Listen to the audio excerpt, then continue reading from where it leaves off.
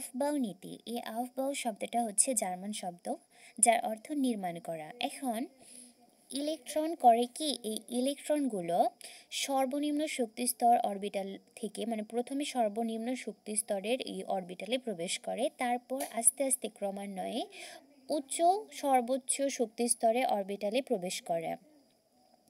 তো এটাই বলা হয়েছে যে ইলেকট্রনগুলো সর্বপ্রথম সর্বনিম্ন শক্তিস্তরে অরবিটালে প্রবেশ করে তারপর ক্রমান্বয়ে উচ্চ শক্তির অরবিটালে পূর্ণ করে, মানে অরবিটালটা পূর্ণ করে।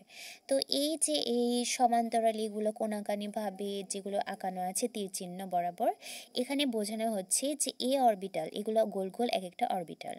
তো এই অরবিটালে ইলেকট্রন আগে প্রবেশ করবে, তারপরে 2s, তারপরে 2p, 3s, তারপরে এই 3p, 4s, এই 3p, 4s এর পর কিন্তু 3dতে যাবে। তার মানে বোঝা যাচ্ছে যে এই 3d এই অরবিটালটা বড়, এখানে এটার বেশি শক্তি লাগবে, মানে এখানে প্রথমে যে ইলেকট্রনটা আসবে সেটা সর্বপ্রথম এই 4s অরবিটালটা পূর্ণ করবে, পূর্ণ করার পর এই 3d অরবিটালে প্রবেশ করবে।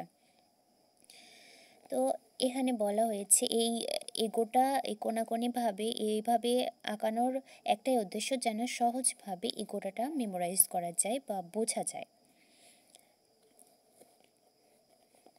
এখানে উদাহরণস্বরূপ বলা হয়েছে আউফবাউ নীতি অনুসারে এই পটাশিয়াম হচ্ছে K19, এর পারমাণবিক সংখ্যা 19 বা 19, আর স্ক্যান্ডিয়ামের হচ্ছে পারমাণবিক সংখ্যা 21।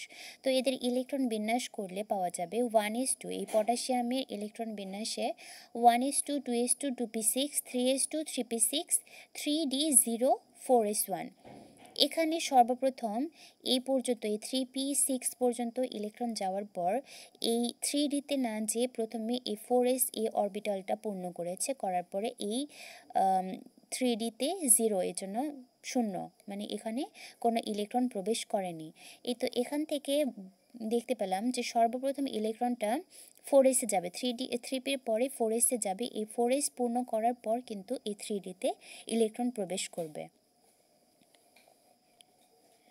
এরপরে স্ক্যান্ডিয়ামে 1s2, 2s2, 2p6, 3s2, 3p6, 3d1 আর 4s2। আমরা জানি s অরবিটালে সর্বমোট 2টা ইলেকট্রন যায়, আর sp-তে যায় 6টা, আর d-তে 10টা, এবং মানে ধারণ ক্ষমতা আর কি, ইলেকট্রন ধারণ ক্ষমতা, আর f-এর ধারণ ক্ষমতা হচ্ছে 14টা।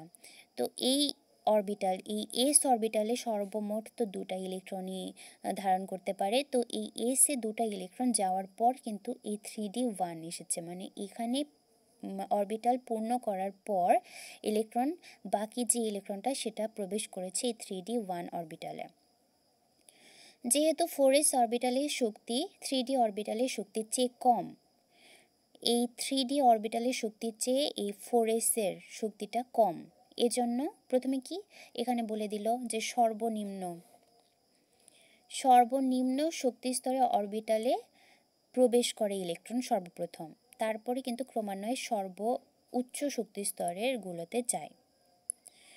তো এজন্য প্রথমে এই স্ক্যান্ডিয়াম বা এই পটাশিয়ামে প্রথমেই এই 4sটা বা এই s অরবিটালটা পূর্ণ হওয়ার পর এই 3d অরবিটালে ইলেকট্রন প্রবেশ করেছে।